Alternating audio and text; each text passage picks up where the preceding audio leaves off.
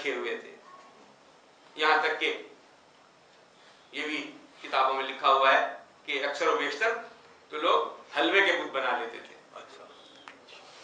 हलवे के बुत बना लेते थे कि जब तक परस्तिश करनी हो तो उसकी परस्तिश की जाए, और अगर कोई ऐसा मौका है कि भूख ज्यादा लगा है तो खुदा को हजम कर लिया जाए। दुरूद पढ़े मोहम्मद वाले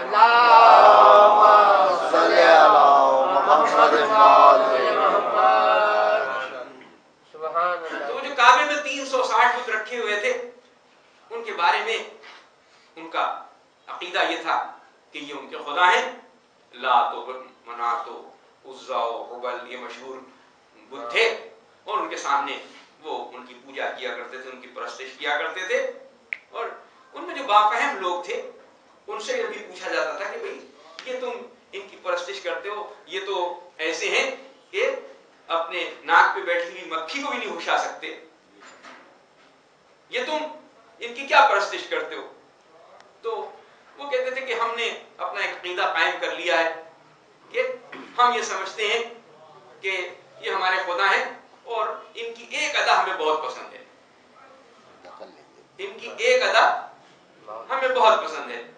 वो क्या कि ये बुत बने बैठे रहते हैं, हमारी किसी बात पे ना हमें रोकते हैं ना टोकते हैं। ये अदा हमें इनकी बड़ी पसंद है कि बुत बने हुए बैठे हुए अपनी जगह पर, हमें न किसी बात पर रोकते हैं न टोकते हैं। अरबाब नजर मुझे कुछ ऐसा महसूस होता है कि पैगंबर कौनैन ने जब दो बराबर के हादी पेश किए, दो बराबर के हादी पेश किए, एक कुरान नातिक था और एक कुरान सामित था। एक कुरान नातिक और एक कुरान सामित।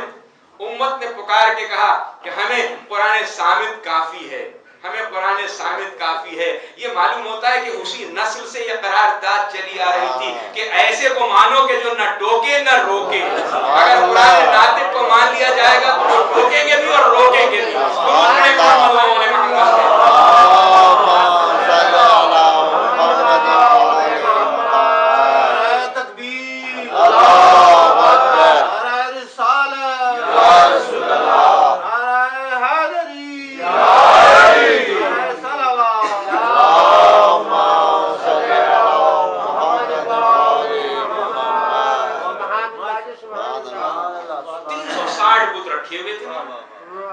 अगर पैगंबर उसमें से एक और कोई उसमें इजाफा कर देते कि मेरा भी अल्लाह 361वां है तो उन्हें कोई इस पे एतराज ना होता।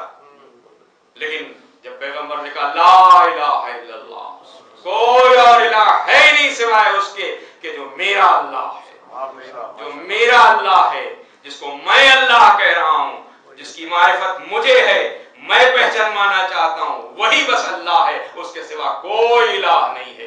तो सारी दुश्मनी वहीं और कराई कि ये तो अजीब बात हुई कि हमारे अकीदे पर ज़र्ब पड़ी और यहीं से तौहीद के अकीदे ने अपनी छाप लगाई कि हाँ इसको कहते हैं अकीदा तौहीद कि कोई इलाह नहीं सिवाय उसके कि जो मोहम्मद का अल्लाह है। दुरूद पढ़े मोहम्मद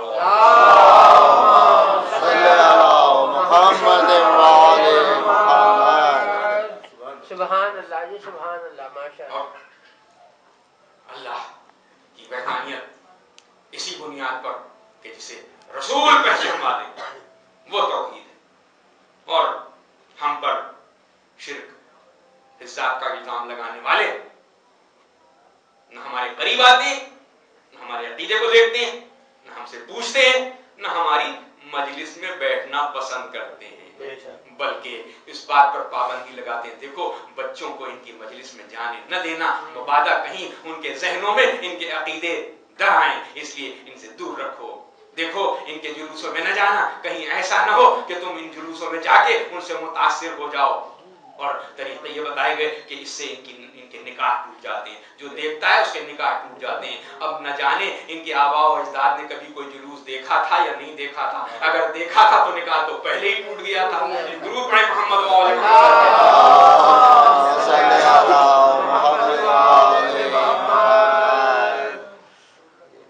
हम पर ये इल्जाम बेजा है, इसलिए कि हमने कभी अल्लाह की वहदानियत के अलावा कोई और जुमला अदा ही नहीं किया। ہم نے تو پہچانا ہے تسلسل کے ساتھ. ہم تو جانتے ہیں اللہ وہ کہ جسے محمد نے اللہ کہا, محمد کی رسالت وہ کہ جسے علی نے رسول کہا. ہم زینہ بزینہ چلتے ہیں, علی کی ولایت کے ذریعے سے رسول کی رسالت کو سمجھتے ہیں اور رسول کی رسالت کے ذریعے سے اللہ کی وحدانیت کو سمجھتے ہیں. درود پڑھیں محمد.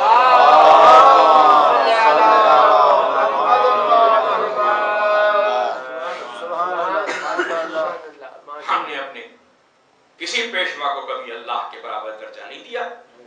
ہم تو اس بات پہ مسلسل اعلان کرتے ہیں کہ ہمارے پیغمبر نے سب سے پہلے جس کلمے کو پسند کیا وہ کلمہ یہ تھا کہ اشہدو ان محمدا عبدہ ورسولہ.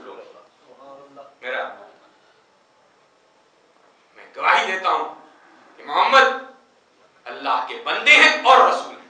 رسالت کا اعلان بعد میں, عبدیت کا اعلان پہلے. انہیں فخر ہے اس بات پر کہ وہ عبد خدا پہلے ہیں اور رسول بعد میں ہیں. ان کی عبدیت اس بات کا اقرار دلواتی ہے عقیدہ رکھنے والوں سے کہ وہ اللہ کے برابر محمد کو نہیں مانتے تو پھر کسی اور کو کیا مانیں گے. اگر علی کے بارے میں پوچھنا ہو تو علی کی زبان سے میں جملہ آپ کو سنا دوں کہ علی کہتے ہیں انا عبد من عبید محمد, میں تو محمد کے غلاموں میں سے ایک غلام ہوں. درود پڑھیں محمد و آل محمد.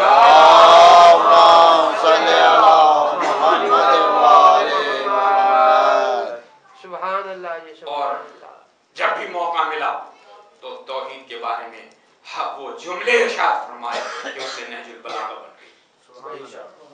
نہج البلاغہ توحید کے ان تمام ابواب کو وا کرتی ہے کہ اگر کسی کو توحید سمجھنا ہو تو آئے علی کی چوکھٹ پر سمجھنے کی کوشش کرے کہ توحید کہتے کسے ہیں. ہم تو علی کو عبد خدا مانتے ہیں اور پھر ان کی جتنی کارستانیاں ہیں, جتنی بہادری کے واقعات ہیں, وہ سب کے سب جب بھی ان سے پوچھا گیا یا علی آپ نے یہ کیسے کیا, یا علی آپ نے کیسے کیا, ارشاد فرمایا اس قدرت سے اور اس قوت سے کہ جو اللہ نے مجھے عطا کی. خیبر کا در کیسے اکھاڑا, خیبر کا در کیسے اکھاڑا, اللہ کی عطا کی ہوئی قدرت سے. مردے کیسے دلائے, اللہ کی عطا کی ہوئی قدرت سے. بیماروں کو شفا کیسے دی, اللہ کی عطا کی ہوئی قدرت سے. اب ہم اگر اٹھتے بیٹھتے ان کا نام لیتے ہیں تو پھر ان کے ذریعے سے اللہ تک جانا چاہتے ہیں. انہیں اللہ نہیں سمجھتے. جنہوں نے انہیں اللہ سمجھا, جنہوں نے انہیں اللہ سمجھا ان کو علی نے قتل کیا, نصیری ان کے ہاتھ سے مارے گئے. اور جنہوں نے انہیں شب ہجرت رسول سمجھا وہ بھی کفار قریش تھے, مسلمان اور مومن نہیں تھے. درود پڑھیں محمد و آل محمد پہ.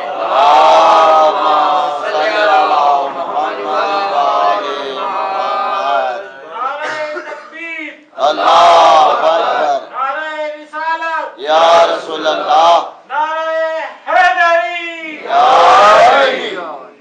بلکہ ماشاءاللہ ہم نے تو ان کا طریقہ یہ دیکھا کہ جب بھی کوئی دعا مانگی, جب بھی کوئی دعا مانگی اور کوئی کارنامہ انجام دیا, کوئی ایسا معجزہ دکھایا کہ جو دنیا کے سامنے عجوبہ تھا, تو اس سے پہلے 2 رکعت نماز ادا کر کے یہ بتائی دیکھو یہ اللہ کا بندہ ہے اور بندگی کے حق کا ادا کرنے کے بعد جب وہ دست دعا بلند کرتا ہے تو اللہ اسے سن لیتا ہے. درود پڑھیں محمد و آل اللہم صلی علی محمد و آل محمد. شرک فی الذات کا ہمارے اوپر کوئی الزام درست نہیں ہے, صرف اتہام ہے. اور اگر شرک فی صفات کی بات کی جائے تو ہم بخوبی جانتے ہیں کہ اللہ کی صفات ثبوتیہ ہیں, اور وہ کہ جو اس میں نہیں پائے جاتے وہ صفات سلبیہ ہیں. بچوں کو سکھایا جاتا ہے, دینیات میں پڑھایا جاتا ہے کہ یہ صفات ثبوتیہ ہیں, یہ صفات سلبیہ ہیں. وہ حی ہے, وہ قیوم ہے, وہ مرید ہے, وہ ہمیشہ رہنے والا ہے, وہ ہر چیز پر قادر ہے. ساری باتیں بچوں کو بتائی جاتی ہیں.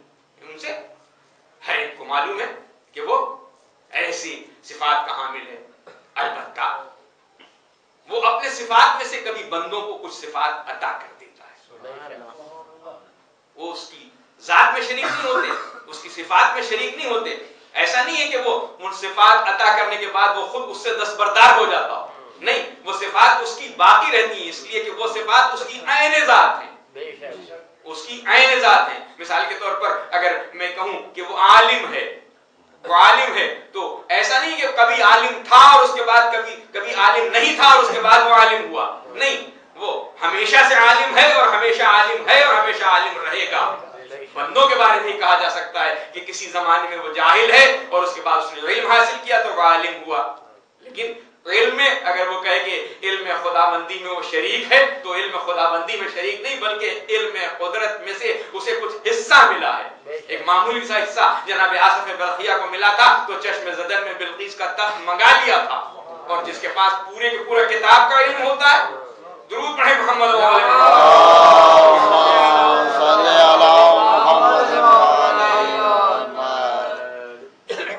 تو بہت سے صفات ایسے ہیں کہ جس میں وہ بندوں کو عطا کرتا ہے۔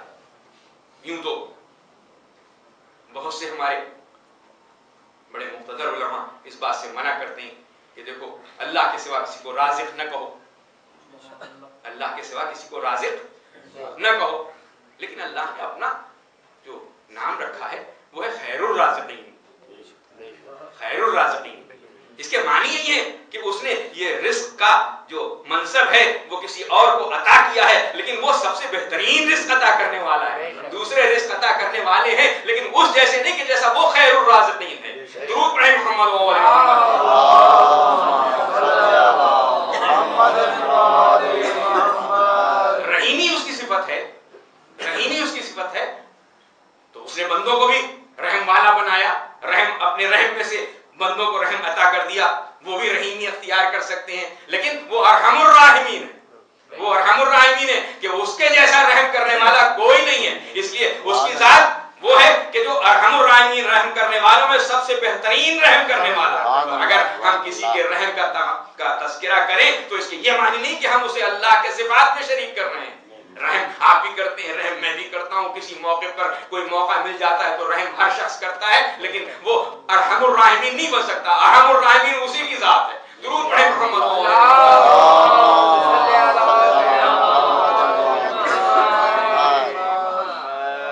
بلکہ اس کے صفات جب عطا ہوتے ہیں تو اس کی منزلت بڑھتی چلی جاتی ہے، وہ ایسے بندے خلق کر دیتا ہے کہ ان کے صفات اس طرح سے اللہ کی قدرت کے مظہر ہو جاتے ہیں کہ وہ اس کے سامنے ایسے نظر آتے ہیں کہ وہ ساری صفات الہیہ کے مظہر بن کے دنیا کے سامنے آ جاتے ہیں، انہیں ان کے ذریعے سے اللہ کو پہچانا جاتا ہے۔ ان کے ہاتھ ہوتے ہیں وہ ید اللہ کہلاتے ہیں تو اللہ کا ہاتھ بن جاتے ہیں، وہ آنکھیں رکھتے ہیں تو ان آنکھوں سے اس طریقے کا مشاہدہ کیا جاتا ہے کہ وہ عین اللہ بن جاتے ہیں، ان کا چہرہ اتنا نورانی ہو جاتا ہے کہ وہ وجہ اللہ بن جاتے ہیں، ان کا نفس پورا کا پورا نفس اللہ قرار پا جاتا ہے کہ جس کے ذریعے سے اللہ کی صفات پہچانی جاتی ہیں۔ درود پڑھیں محمد۔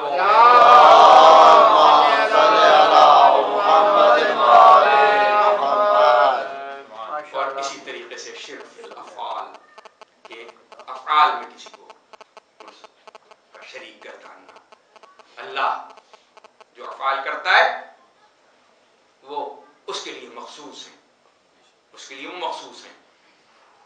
ہماری عجیب روش ہے کہ ہم نے یہ اقرار کر رکھا ہے کہ اس کے حکم کے بغیر پتہ نہیں ہلتا۔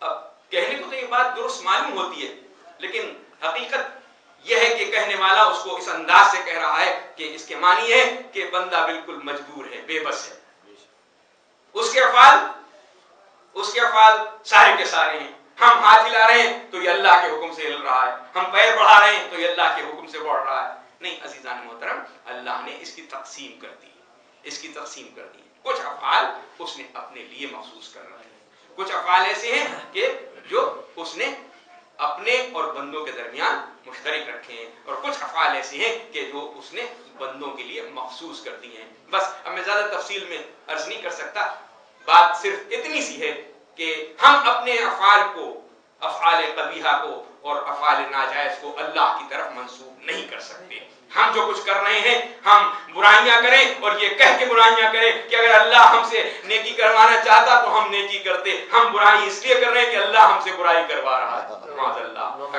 اگر ہم اپنی برائیوں کو اس سے منسوب کر کے نجات حاصل کرنے کی کوشش کریں تو اپنا الزام اس کے سر تھوپ رہے ہیں۔ نہیں عزیزان محترم، اس نے تقسیم کر دی، اس نے تقسیم